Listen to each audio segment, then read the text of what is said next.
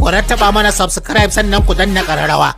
Haka zalika ku baɗa mana like, ku suburbuɗo mana sharhi sannan ku yaɗa wannan ɗauka. Ta yi kenan. Warahmatullahi wabarakatuhu, ya ake wannan musulmi na.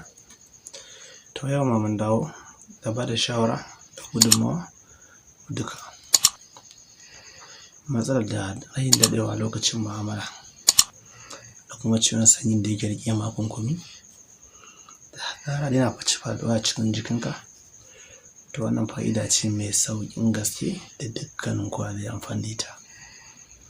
Lallahin ɗa namiji, haka zalika da ya mace, inda ya kanaka da sanyi kuma kana da matsalar saurin kawowa, saurin lizo ga ɗa namiji, to kuma da ƙarancin rasuwan ma yakan iya taimakawa sosai.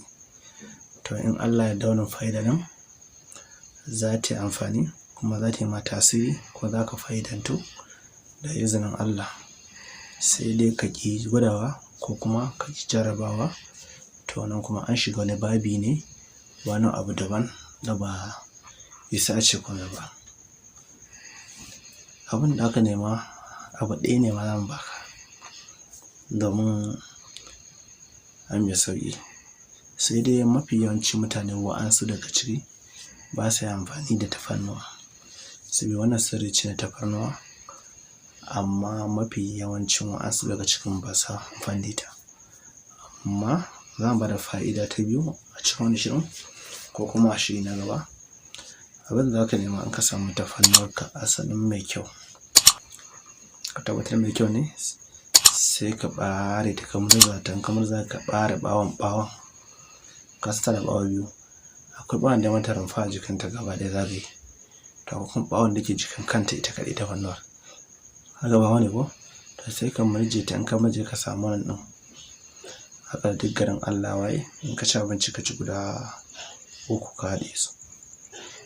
To in dai masara ce ta rayin ka matsalar saurin kawowa, ba ka jima ba ka wuce minti 3 minti 4 za ka namiji ya faɗo, to an samu damuwa. Kyan namiji ai kai minti 30 ana fafatawa sannan ka san abin da ake ciki. To ka jarraba wannan fa'idar, za ka tasirin ta kuma ji daɗin ta insha Allah. Amma ana so ka ɗauki tsawon sati 2 kana amfani da shi, kuma ka ba su wa'ansu da ke ƙaramin ciwo ne, wa'ansu kuma suna yin sa a rahin sani, wa'ansu kuma suna aikata shi ne da ribata da shi ɗan ya musu, wa'ansu kuma suna aikata shi ne akan gujewa zina. To mutane sun kasu kashi daban-daban, to dukkan su ɗayan bin ma daidai haka ne, sabida da ba zina yana aikata shi dai, ita ma zina ce ba, sai dai ba ta kai waccar muni ba, to amma kuma kusan ta waccar illoli ga jikin ɗan adam, sai dai wancan kuma ta da yawan zunuban da ka aikata shi, inda wasu malamai ma suke faɗa duk mai ƙanan sabo yana sabo ma, to ba sai ya cikin sahun masu laifi ba, sai ya tabbatar ya aikata zina, to za mu da masa fayil a cikin fayil ɗin masu manyan laifi a wajen Allah, da fatan kowa ya sani. To kan daga cikin illolin da istimna yake haifarwa za mu taƙaita wa'ansu daga ciki.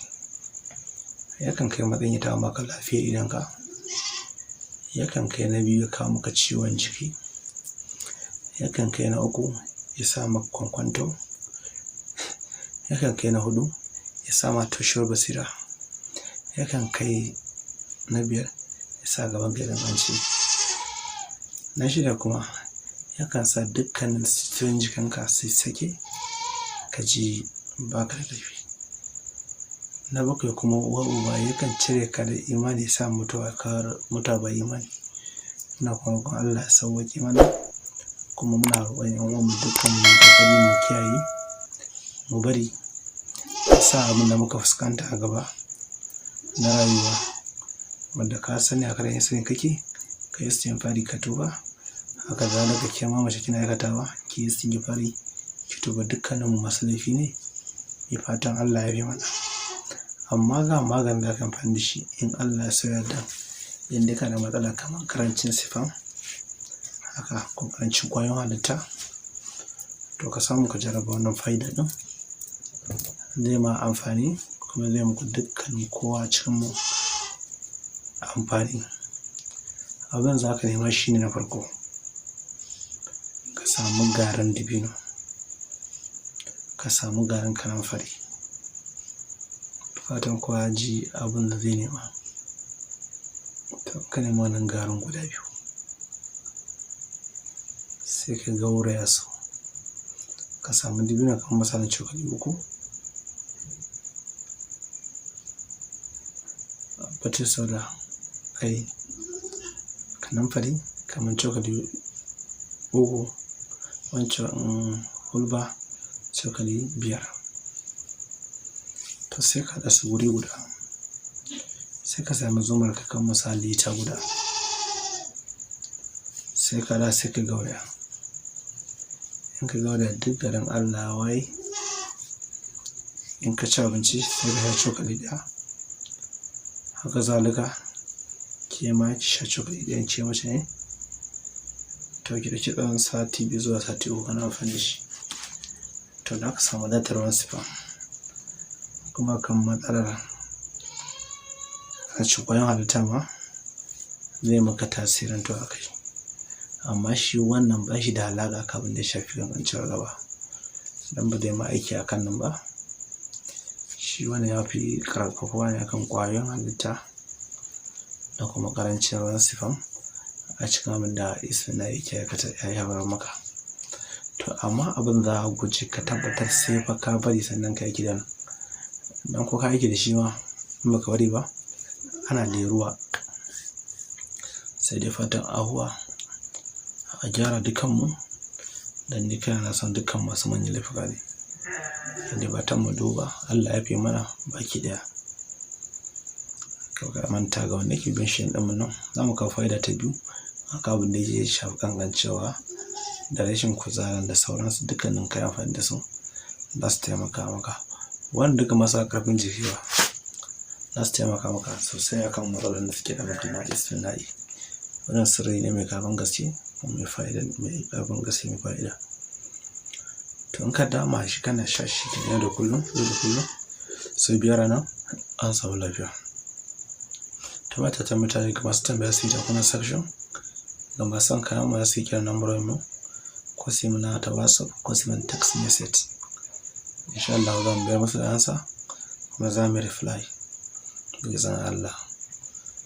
To abin sadaka ne mace kuma ne rama ka sha ga sauran al'umma annabi, sannan kai wa annabi rahama salati. Ina ga da mu dakata saboda karancin lokaci da kuma jiki da jini mun gaji. Inna Allaha wa malaikatahu yusalluna 'alan nabiyyi wallazina amanu sallu taslima. Subhana rabbika rabbil izzati amma yasifun. Salamun alal mursalin walhamdulillah.